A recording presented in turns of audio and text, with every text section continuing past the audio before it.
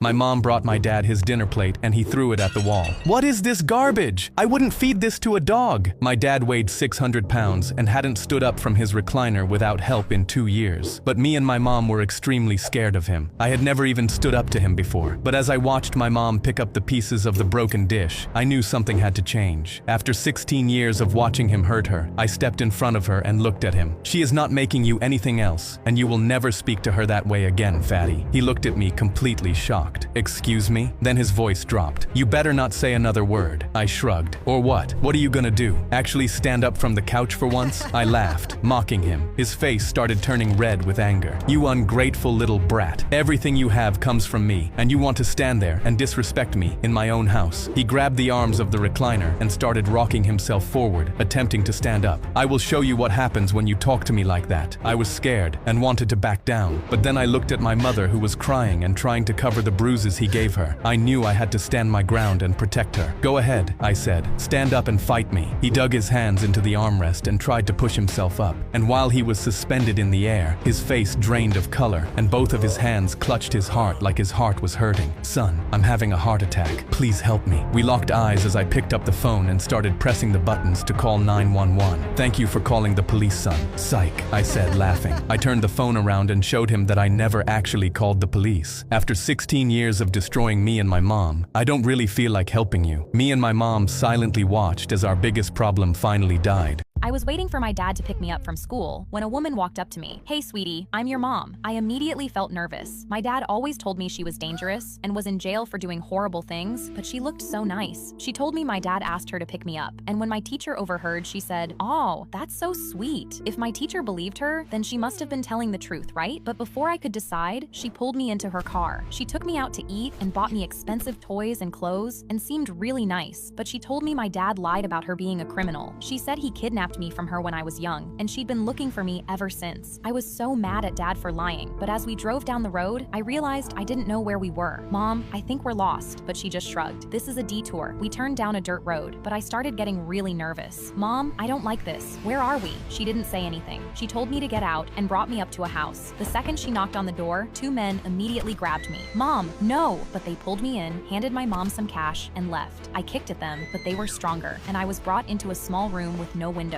There were other kids there, and they all looked scared too. I tried to act friendly, but none of them spoke the same language as me. My dad was right. My mom was evil. They took us all upstairs the next day and made us get into a truck. My hands were tied, so I couldn't do anything. I thought I'd never see my dad again. He was right about my mom. I never should have listened. They made us get onto a boat, and I overheard one of them say we were leaving Japan. I knew I couldn't go. I just